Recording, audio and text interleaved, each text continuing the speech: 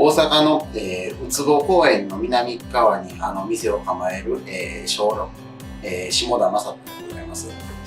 今日は、お正月の料理ですね。ブリの照り焼き、出世魚で縁起がいいんで、正月はよくブリを使うことがあるんですけど、それをちょっとやらせてもらおうと思ってます。で、最初にですね、こちらブリですね。ブリの切り身。この状態だとちょっと少し生臭いかもしれませんので、塩を、して水分と臭みを抜いて今日は照り焼きにします。薄く塩をかけてもらいます。薄くでいいです。でその上に、ブリを置いてもらって、でもう一回上から塩をかけます。で塩がかかった状態のブリを冷蔵庫に、30分ぐらいちょっと寝かしてもらって、で、水分を出してもらいます。ブリの照り焼きを作るタレ、少し量は多めになりますけども、作り置きしていただいて、他にも鶏の照り焼きとかいろんな活用法がありますので、今日はちょっとレシピを多めに、作ります。まずですね、お鍋に、お酒、これみりんですね。で濃い口醤油で分量通りの砂糖、これをもう全部入れてしまって、で火にかけます。少し混ぜながら砂糖を溶かす感じで混ぜながら、本来、お酒と、みりんを煮切ったりするんですけど、アルコール分飛ばしたりするんですけど、ご家庭では火が上がるんで危ないんで、それはちょっと避けさせてもらって、このまんま、沸いたら、強火にして沸いたら、次は弱火ですね。ポトポトポコポコなるぐらいで、煮詰めていってもらいます。これが、少し、煮詰めて、少しとろみが出た状態ですね。この状態が、これが次のブリの照り焼きのタレになります。そうですね、一度冷ましてもらって、前の日の晩に作って、で次の日使うような形にしてもらったらいいと思います。この周りの、水分ですかね、出てきた水分をちょっとキッチンペーパーで、取っていただいて、これをしっかり取ったら臭みがマシになりますので、もしそれでもちょっと匂いが気になるっていう方は、少しこれをさっと表面だけ霜降りっていうお湯にさっとくぐらしていただいて、でその水分をキッチンペーパーで拭いていただいて使ってもらったら大丈夫です。今日は、簡単にできる、フライパンでするブリの照り焼きをやらせてもらいます。ブリですね。こちら小麦粉です。小麦粉を、全面皮面もしっかりねつけてもらって、余分な粉ははたいてもらって、粉をまぶせることで、タレがよく絡みやすくなりますので、油は少し多めに引いてもらってもいいと思います。でブリ、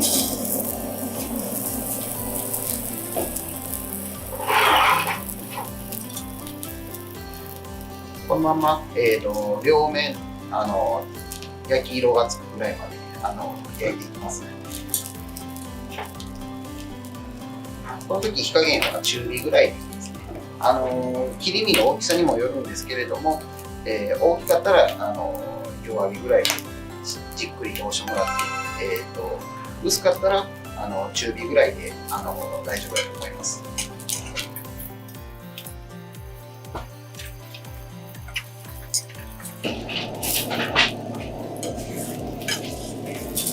焼いてもらって、少し焼き色がついたら返してもらいます。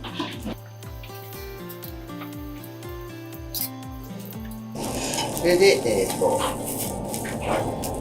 両面軽く焼き目がついたら次はも焼いてあげてください。皮もしっかりパリッとやったら最後に美味しいんで。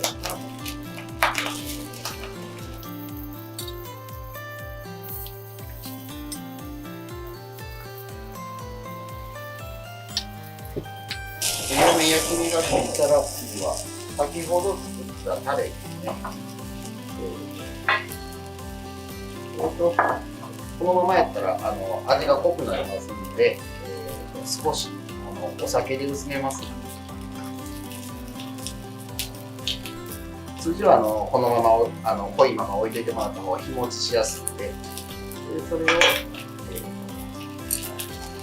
この中で少し強火のままでこ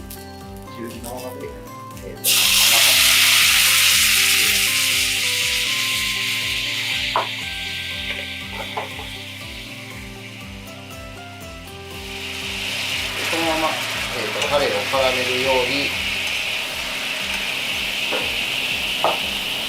焼いていきます。焼くっていうか、ソースの中で、タレの中で、くぐらせるような感じですかね。ある程度絡んだら、このまま出してもらいます。でこの時にこの残ったタレですね、これをちょっと煮詰めてあげて、煮詰まったところにもう一回このブリを入れてあげます。そうすることによってブリの火が通りすぎず、でタレもしっかりとろみがついてブリに絡みやすくなります。でブリに絡んだらもう火を止めていただいて、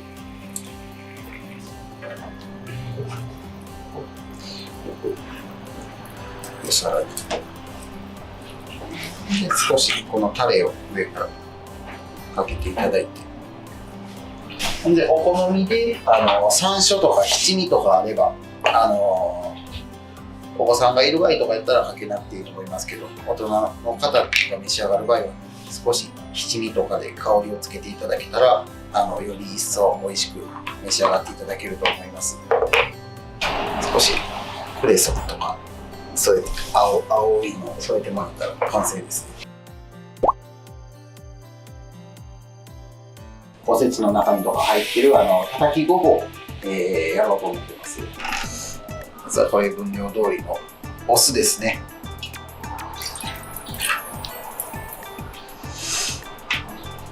で、次はお水、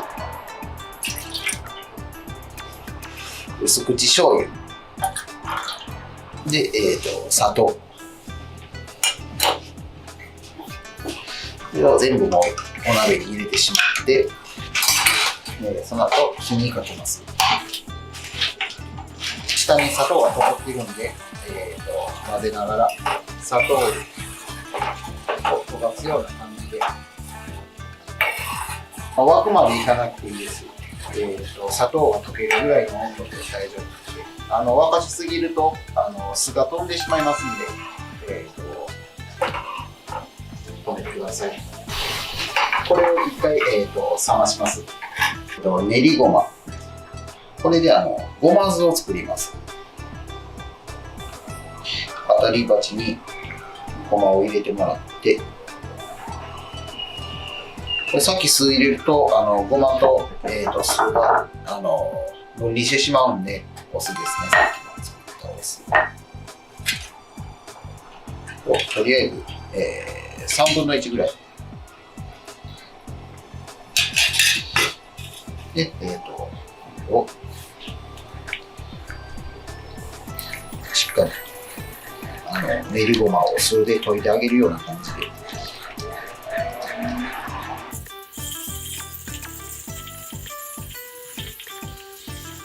こういうふうにしっかりペースト状とろっとしてダマがなくなったら、あとの酢を全部入れてあげます。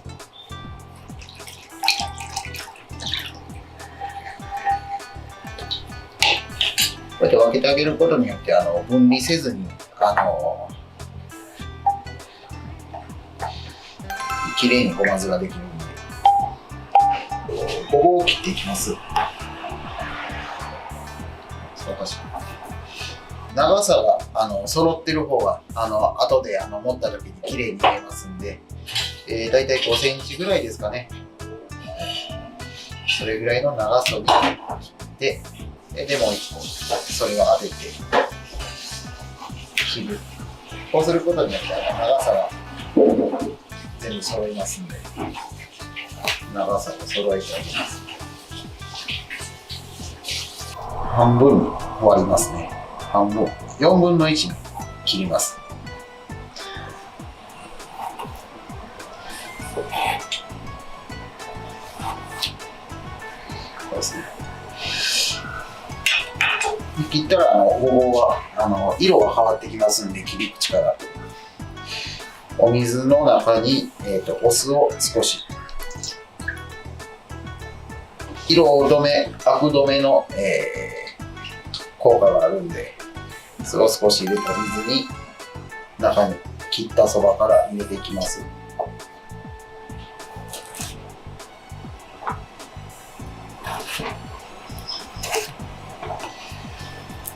次はごぼうを湯がきます。酢水でアク止めした、このごぼうですね。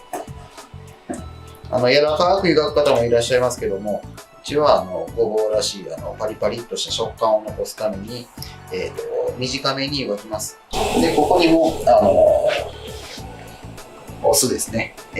お湯にお酢を少し。これもアク止め、白く揚げるためのやり方ですね。しっかり沸いたところに、ごぼうを入れてあげます。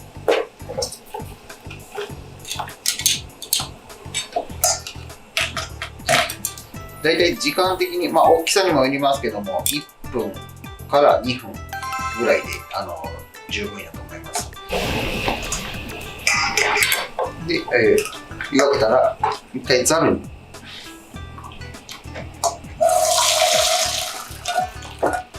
あげます。湯がきたての、ごぼうですね。熱いうちにちょっとタオルの上に置いて、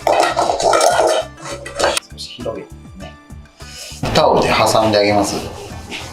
その上からこういうすりこぎですね。これで軽くでいいです。ごぼうが潰れない程度の力で軽く叩いてあげます。これはもう熱いうちにやってあげてください。そうすることによって繊維が壊れて中に味が染み込みやすくなります。で、熱いうちに先ほどの、お酢ですね、ごまの酢に入れてあげます。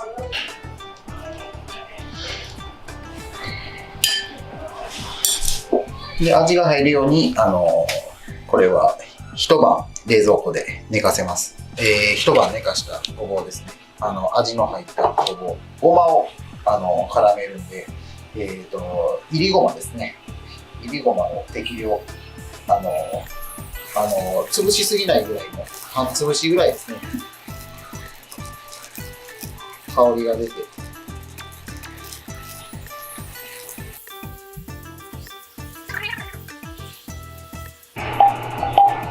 半潰しにしたごま、いりごまの中にこの、一晩ごま酢につけたごぼうを、中に入れてこのごまを絡めます。